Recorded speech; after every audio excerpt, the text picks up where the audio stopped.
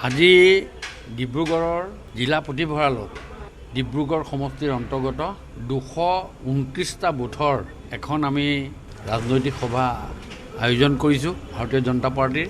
এই সভাত আগন্তুক সময়ত আমি কি ধৰণেৰে আমাৰ পঞ্চায়ত নিৰ্বাচন আমি খেলিম, সেই গোটেই কথাবিলাক আমি আজি পুংখানুপুংখক্ৰমে আমি আলোচনা কৰা হৈছে। আমাৰ বুথৰ পৰা সকলো বুথৰ পৰা আমাৰ প্ৰায় 600-650জন ব্যক্তি, পুৰুষ, মহিলা, যুৱক আমাৰ ইয়ালৈ আহিছে আৰু এই গোটেই কথাটো আমি এটা ডিটেইলত আমি ফাইনেল টাচ এটা আমি দিছোঁ যে আগন্তুক আমাৰ নিৰ্বাচনৰ ষ্ট্ৰেটেজি কেনেকুৱা হ'ব, আমি কি ধৰণে কৰিম, আমি কিমান মানুহৰ ওচৰত গৈছোঁ, আমি কিমান মানুহৰ লগত আমি সম্পৰ্ক কৰিছোঁ, এই গোটেই কথাবিলাক আগত ৰাখি আমাৰ এটা আজি এখন সভা হৈছে আৰু এই সভাখন চলি আছে।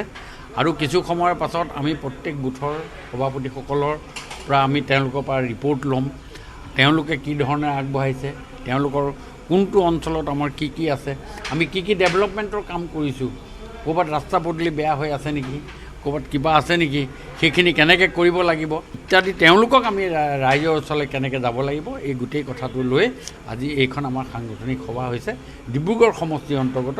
মই ভাবোঁ যে এটা খুব সুন্দৰ এটা ভাল ভাইব্ৰেশ্যন হৈছে। আপোনালোকে দেখিছে ইয়াত যথেষ্টখিনি মাত্ৰা 700 আৰু প্ৰায় 650-700 ভিতৰত আজি ইয়াত আমাৰ কাৰ্যকৰ্তাসকল আহিছে আৰু মই ভাবোঁ আগন্তুক দিনত এই সভাখনৰ জৰিয়তে আগন্তুক যি আমাৰ পঞ্চায়ত নিৰ্বাচন, এই পঞ্চায়ত নিৰ্বাচন বুলি ক'ব পাৰি, হয়, এইটোৰ পৰাই আমাৰ আৰম্ভ হৈছে। আমি সমষ্টি ভিত্তিত আমি এইটো কৰিছোঁ আৰু ইয়াৰ পাছতো আমাৰ কেইবাখনো সভা হ'ব।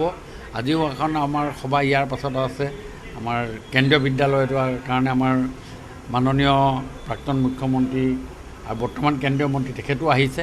এই গোটেই কথাবিলাক আগত ৰাখি আমি এটা আজিৰ পৰাই ধৰক আমাৰ এটা পঞ্চায়ত নিৰ্বাচনৰ এটা পৰিৱেশ আমি গঢ়ি তোলাৰ ব্যৱস্থা হাতত লৈছোঁ। হয়, নহয়, আমাৰ চাওক, আমি 3 তৰপীয়া আছে। 3 তৰপীয়া মানে প্ৰথম কথা হ'ল আমাৰ মেম্বাৰ থাকিব।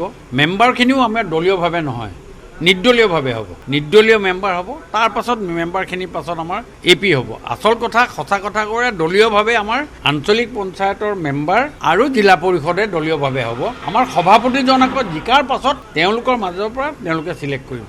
এইটো এটা নতুন ধৰণৰ এটা মেকানিজম, পুৰণা মেকানিজমে তাক আমি এটা নতুন বিশ্লেষণ কৰি আমি ৰাইজৰ ওচৰত যোৱাৰ ব্যৱস্থা কৰিছোঁ আৰু ভাবোঁ যে এই গোটেই যিকেইটা ডিব্ৰুগড় সমষ্টিৰ অন্তৰ্গত 8টা পঞ্চায়ত আছে, এই 8টা পঞ্চায়তৰে ভাৰতীয় জনতা পাৰ্টীৰ সপক্ষে আহিব বুলি মই ঠাৱৰ কৰিব পাৰোঁ। এলায়েন্সটো হ'ব চাওক, আমাৰতো ডিব্ৰুগড় সমষ্টিত আমি যিখিনি কথা চিন্তা চৰ্চা কৰি আছোঁ তেওঁলোকৰ লগত আমাৰ আলোচনা হৈছে, যোগাযোগ হৈছে। আমি সেইধৰণে তেওঁলোকৰ লগত বুজি সন্ধিৰ বা বুদ্ধিৰে কাটি আমি আগন্তুক দিনত আগবাঢ়ি যাব লাগিব।